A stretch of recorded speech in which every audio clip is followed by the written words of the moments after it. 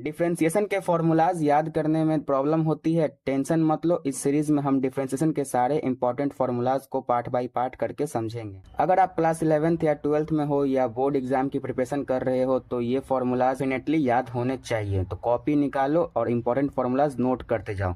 सबसे पहला और बेसिक फॉर्मूला है x raise to power n, n x का पावर n-1। ये फॉर्मूला होता है। इसमें क्या होता है, जो पावर होता है, पावर क्या होता है, आगे होता है और उसमें से एक घटा देते हैं, पावर में से एक घटा करके लिख देते हैं। ये हमारा सबसे बेसिक और बहुत जगह यूज होने वाला फॉर्मूला है, x raise to power n। दूसरा हमारा फॉर्मूला होता है dx अपॉन dx।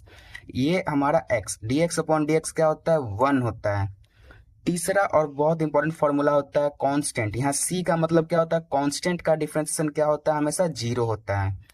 फिर होता है हमारे पास चौथा फॉर्मूला है रूट x का डिफरेंशिएशन क्या होता है, 1/2 रूट x।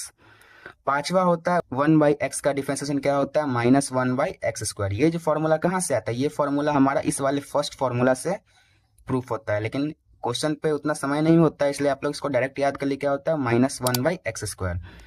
छठा फॉर्मूला होता है e raise to power x, यानी ये exponential function e raise to power x का डिफरेंशिएशन होता है, वापस वही e raise to power x ही होता है। सातवां फॉर्मूला होता है log x, log x का डिफरेंशिएशन होता है 1/x। आठवां फॉर्मूला होता है a raise to power x, यहाँ पे a क्या है, कांस्टेंट है, यानी 1 2 3 4 5 6 ये है a raise to power x।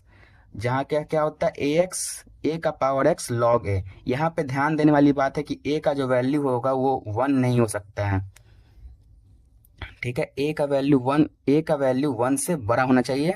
यहाँ पे इसमें लिख देता हूँ मैं, यहाँ पे इसमें a का जो वैल्यू होगा वो 1 से बड़ा होना चाहिए। इस कंडीशन में a raise to power x 1 नहीं हो सकता है, बस इसमें यही शर्त है। फॉर्मूला क्या होता है, a raise to power x log a।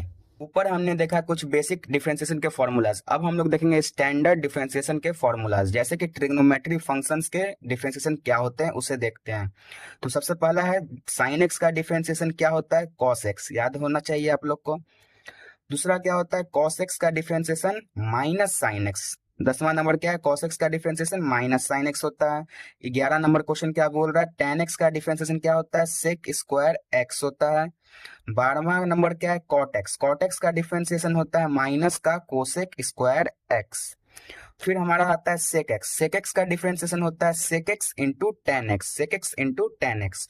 फिर हमारा लास्ट बच जाता है trigonometry function cosec x, cosec x का डिफरेंशिएशन होता है माइनस का cosec x into cot x.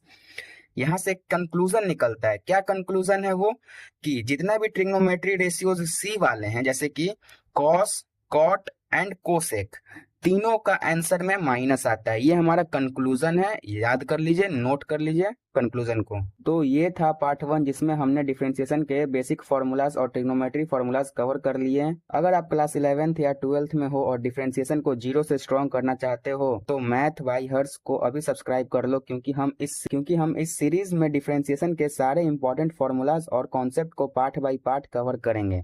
तो कमेंट में बताना कि वीडियो कैसा लगा। तो इस वीडियो को अपने दोस्तों के साथ शेयर कर देना। मिलते हैं इसके अगले पार्ट 2 के साथ।